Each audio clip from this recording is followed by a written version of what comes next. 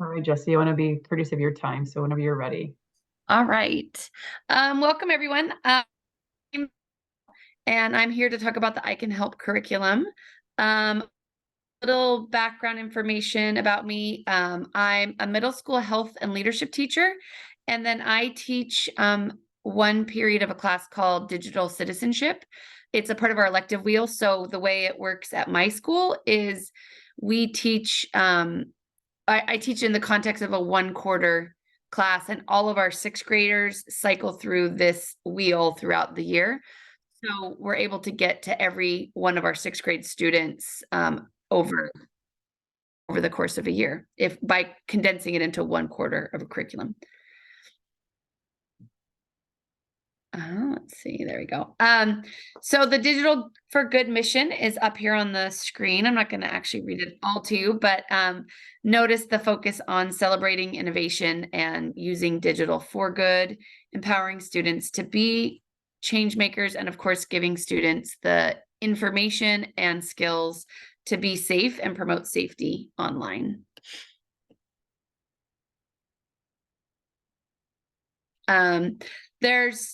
There's different programs. Kim, I'm gonna go over these briefly, but the ones I know about more have to do with the curriculum, so I'm gonna focus today on that information. But the education piece of Digital for Good. So the curriculum is what I'll be discussing with you today, as well as there's additional courses and trainings. They have ICANHELP does social media events and webinars and things to engage people, and then the behind the scenes and the intern program with lots of interns and specialists and volunteers are what make this program possible.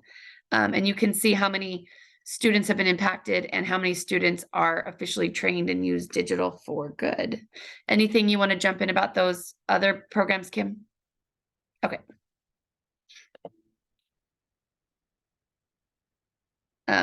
So the social media literacy curriculum, I'll probably refer to it as digital citizenship, just because that's what my school calls it, but I kind of marry both of the social media literacy as well as the digital citizenship curriculum together in my one class.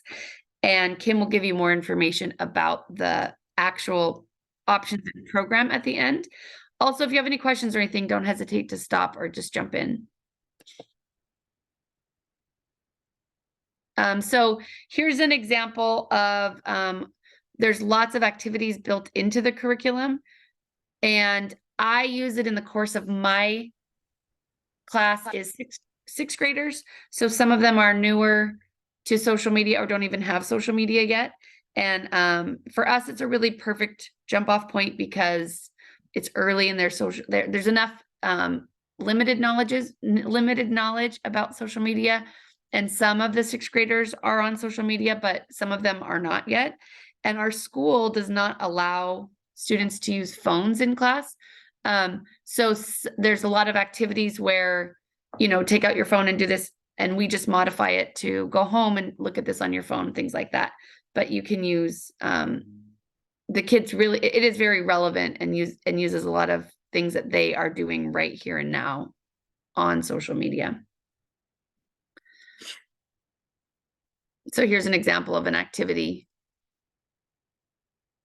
real or fake.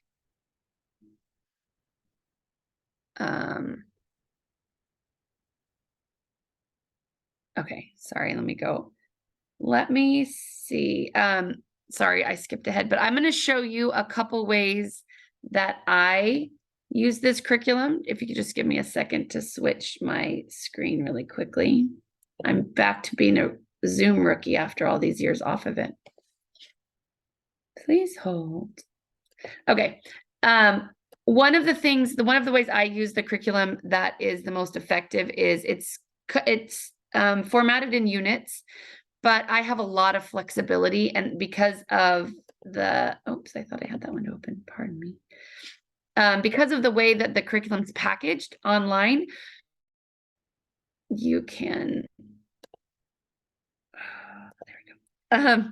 You can use the curriculum right on the web-based format, which is really simple and straight and kind of a plug and play course library like this on the screen.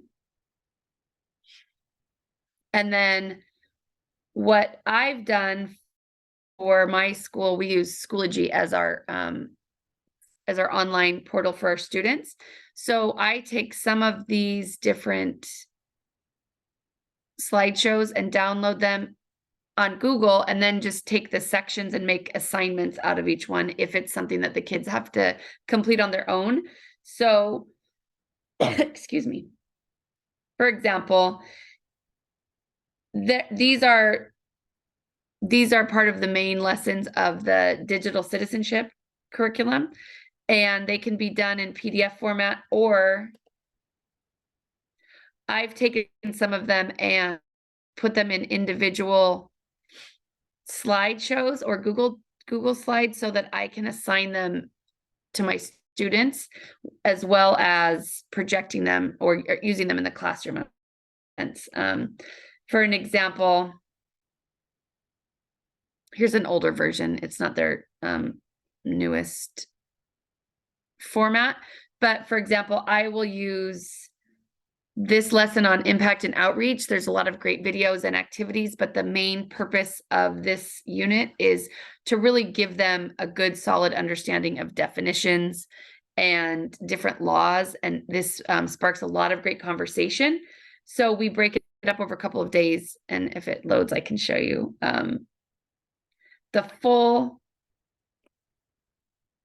the way I use it in class.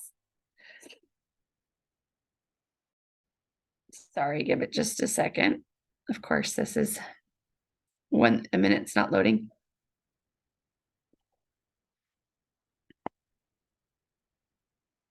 Okay, so this gives you enough of an idea, but basically the students will learn a lot of different vocabulary terms. What does it mean to be a good digital citizen? What is plagiarism? Things like that. And we go through, and then while I'm going through the definitions, the class is filling out work. So they're doing active work, or they're kind of, I would say they're getting the content and note taking. There's also within the curriculum a lot of group projects. So for example, I'm out sick right now from my classroom, and they just did a social networking research project as a group together. And they picked a different social networking site, researched it, and then they will present when I get back so that I can see their work and grade it. But there's lots of opportunities for kids to work in different modalities. So working online, filling out activities online, but as well as a lot of what we do is discussion and working in small groups or individuals to discuss different topics. I think that their input is, every class is sort of different based on their own input. So their input and their relevant experiences are really, I won't say they're the central content of the class, because obviously we go through the lessons in the curriculum of the class, but their relevant experiences become such an important factor of the class. That makes it, I think, a lot more too, as opposed to me delivering a curriculum with sort of my own I don't know, agenda or expertise. They really become central in all of the conversations. And then another thing that I wanted to highlight, and Kim, I don't know if you have other, or if anyone has questions about the scope of the curriculum, but I can go through this part right here. We always start with a pre and post survey so that ICANHELP gets really good data on the kids start and where they end up. And then the units we go through we start with personal digital branding. They learn about their own story, their own digital branding, and then just what they say online and how that contributes to their brand. We spend a pretty good amount of time on online community and talking about positives and negatives we see online. Impact and outreach was, again, a lot of definitions. We bring in a lot of laws here about different parts of social media, where things that kids need to learn. And then helping them understand what a digital first responder is. And I think that this is one of the lessons or one of the units that I like teaching the most, because it gives kids it empowers kids to do actually do good online, because they don't, a lot of kids, they're almost jaded with all the negativity that they see on gaming and online, but this actually gives them specific steps, specific actions to do when they see things online, and empowers them.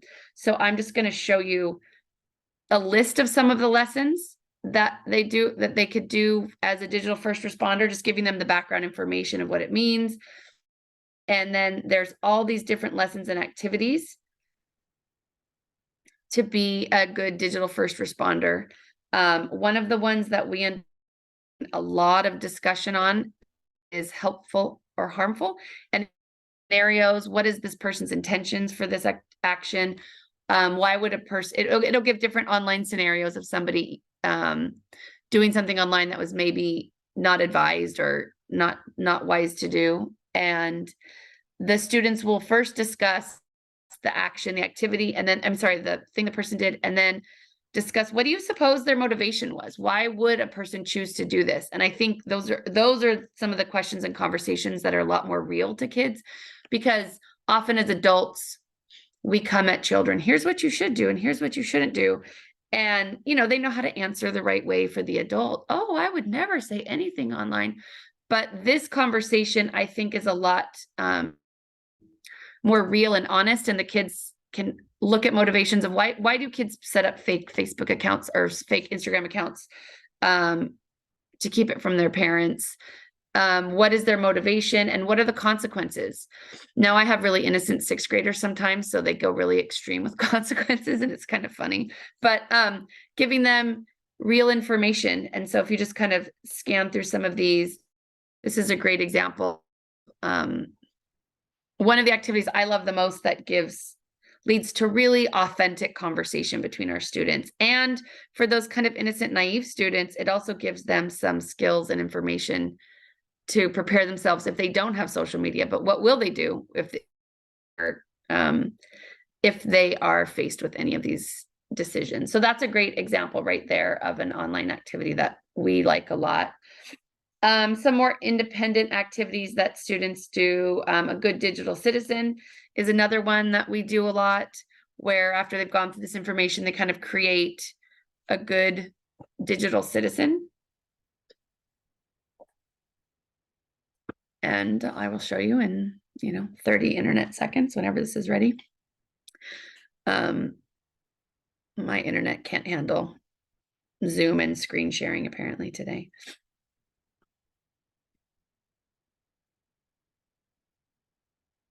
So this is a kind of a brainstorming activity, and then they can fill this out, how they're going to be a good digital citizen. And then my students, if I was really paying attention, I would have had some student work already ready to show you, but I think it does have student information on it. So I'm going to wait on that. I mean, I have current sample student information, so I'm not going to pull those up. But because my school uses Schoology, I'll show you a sample of how I would set this up online. The other one I showed you was the same activity, but in PDF format. Here it comes. Sorry about all this delay. It's really taking a long time today.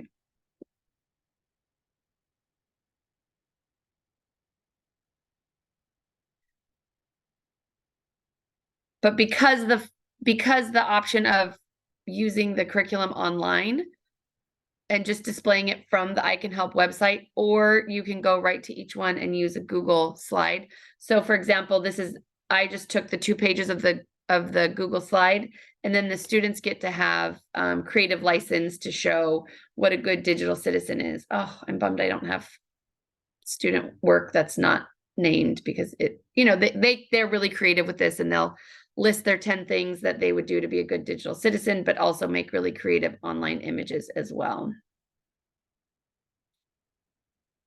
So I'm going to get back to this one.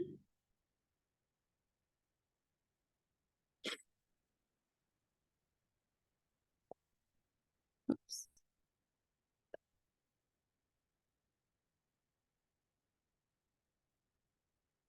And then I kind of jumped around, but some of the rest of the units, there we go. So impact and outreach, that was where we talked a lot about rules and laws and important vocabulary. Digital first responder is the lesson or the unit where really students start becoming empowered to actually do things, to, you know, as simple as reporting pages and blocking pages, but also the impact that some of those like negative pages that kind of go around in schools have. And there's lots of activities that go along with that. And then literacy used to help them be just more digitally literate students. This I think is also what I myself take this a lot into how to use the internet for online research. As a health teacher, different subject area, I notice my students, their first you know, if they have any kind of research, they just go right to Google and think that like, oh, that's researching. I asked Google a question and I wrote the Google answer. And so this is where we really help them understand how to use the internet effectively and not just plagiarize or take the first response from Google. Looking at sources, if it's fact or fake, really helpful things. And then, as you can see, take steps to take down slanderous pages. So those are great activities. And then we do spend a fair amount of time within the quarter of digital wellness. This unit covers a lot of the impacts, some of the more dangerous or negative impacts of social media and excessive online use. I'll show you the lessons here. And then talking about, oh, here's the digital wellness slides. Just talking about how to not have your, oh wait, instead of waiting, I have it for us right here. Instead of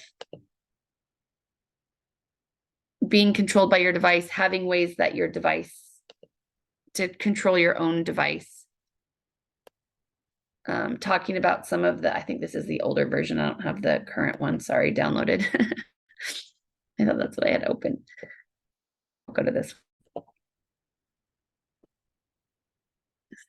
Give it just a second.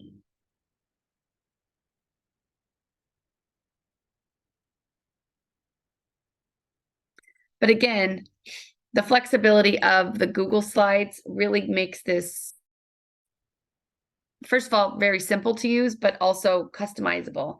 I do have 6th graders and there are activities that they can't do because it's pull out your phone and let's look at your screen time and see how that's impacting you. And that doesn't work for my students, but I do share that as an activity to do at home. So because of that, I can be really flexible in my curriculum and use it as my students need. Again, this would be really relevant for any student, middle school or high school. And one of my favorite things about this curriculum that I just remembered is so simple, but anytime there's a video, they actually give the students the questions, the video discussion questions before they watch it, which is such a smart way to teach. It's such a small little thing, but I love it every time because then the kids know what they're looking for. Let me get to what we were just doing last week. Yeah, so we do a lot of activities on, let's take a look in how to actually control your device, and the kids take a pledge on what they're willing to do or what they want to do for screen time and things like reducing screen time and improving overall wellness. Here's an example of an activity, a class activity, which is unpacking time. It gives them going through their phone again. Oh, good. I'm sorry if I get cut out. I'm having unstable internet. Another great video discussion with the questions beforehand and then the videos. And the video content, the contents of all these videos is really great and very relevant for the kids because it's actually made, I think these are all made by the high school, the ICANHELP interns. So they're really relevant to kids today as opposed to something produced by adults that tell kids what they should be hearing. I don't know. I think one of the ways this curriculum stands out is its authenticity.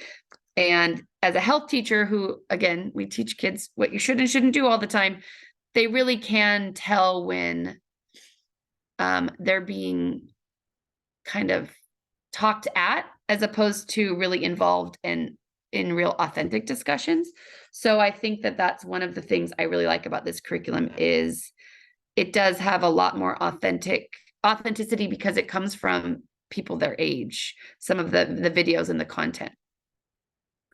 I don't know if there's anything else in particular that I wanted to go through. Does anyone have any questions or any information they'd like to know about? I kind of breezed over everything really quickly.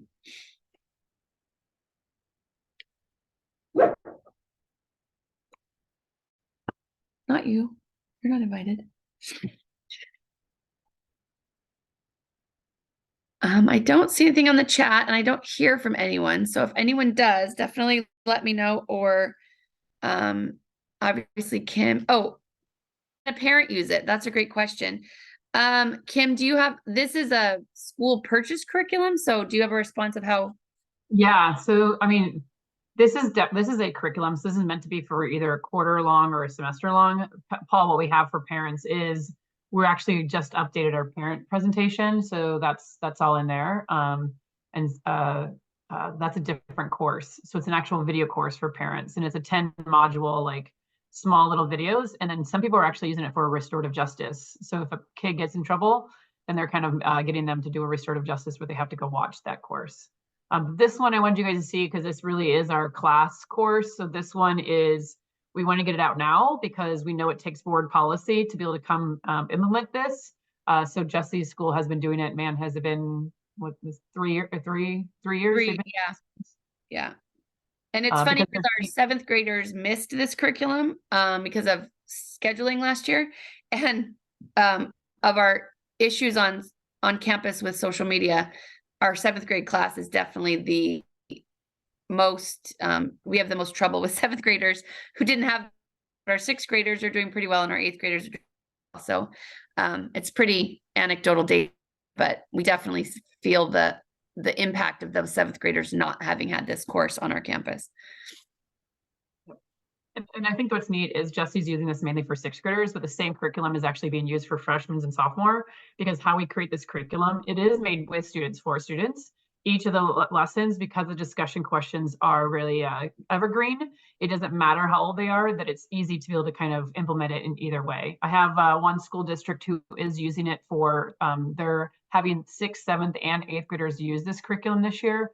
And then that way then that's the neat thing is we're partners. So Jesse constantly tells me like, hey, we need this. And so then we figure out how we can add that. So just want to make sure you guys do know that's kind of the neat part of this curriculum is that it's constantly being developed, constantly being added to it. We really are partners in this so that you guys can see it. But this will be something you would have to get, of course, approved. Or some people are like what Jesse, this is an actual class, but she's also a health teacher. So some schools are using it just in health classes. So it's up to you on that end, which is kind of neat. But I really feel like there's so many issues that are happening that it is nice to have it as an actual class. So getting your board to approve this, if you guys need to see it, we can give you limited access to be able to kind of have that piece. So if you guys have any other questions, if not, just if you want to allow me to do an unscreen share, I'll screen share on my end. Yeah. And I'll do the ending thing. But please let us know if you have more questions. Jesse will be on type. But yeah, this is just again showing you guys that we made this lesson. That's why Jesse was kind of new to it. But it really is like, let me get you guys to use your emojis, right? Do you guys think this image of Taylor Swift and Travis Kelce, do you think it's real? Raise your hand in the emojis if you think it's fake. I don't think there's an X, but give me like a thumb or something like that. But this way in class, they're having to do that. So what do you guys think? Is this image real or fake, right? So it's just showing you how engaging this curriculum is to talk about digital literacy. Let's see, what do you guys think? Paul, what do you think? Tina, what do you guys think? There we go. All right, so she thinks it's fake. Okay, let's see. If you think it is real, you are wrong. So this is actually what they did was they photoshopped Taylor Swift out of a different picture and cropped her into a picture where Travis Kelce's getting off the team plane, right? So this is exactly what they're doing is like, how do we teach kids what's real and real fake and how do we know? Even texting now, it's so easy to, I'm mad at Jesse. So then I'll make a group chat where I like blur out something. It's easy for me to write something that someone did. So it's like getting them to understand they have to see if it's real or fake. So this is how we make this engaging for the students. We get our interns who bring us these stories. They tell us like some neat things that they're kind of having that piece. So that's the difference with us on that end. The other thing that's I want to make sure you guys do know, because it is, we know it's going to have to be approved by your district. You guys can get a 10% savings if you send us an email saying like, please put this on the list. If you guys are interested in buying it, we'll give you 10% savings. We know it takes a while to be able to get it approved. So that's kind of the deal we have for you guys signing up for this event and attending. The other neat thing that we have coming up is in February, February 5th, we are at Google in New York City.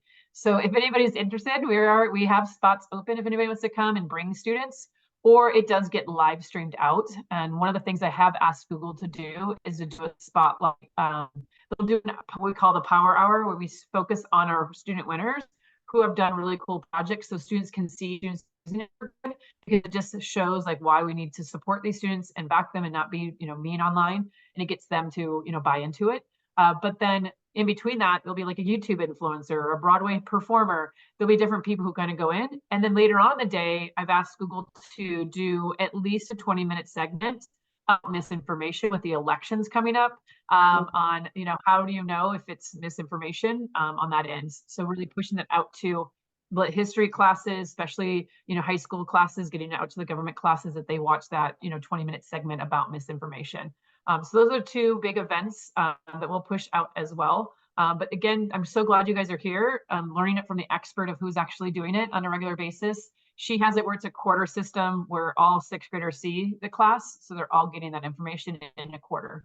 Again, I do that one school district I mentioned before, they're having their 6th, 7th, and 8th graders do it for a whole semester is kind of how they're setting up. And then I have a high school that's doing it during their health classes, and they are doing it for those semesters as well, and they're incorporating our stuff into that content. So every level is different, and that's what we work with, is we know schools are different on that part. It is important for us to do the pre and post tests so that we can get that data to prove, or University of Long Beach to prove that that they are, you know, thinking about what they're posting.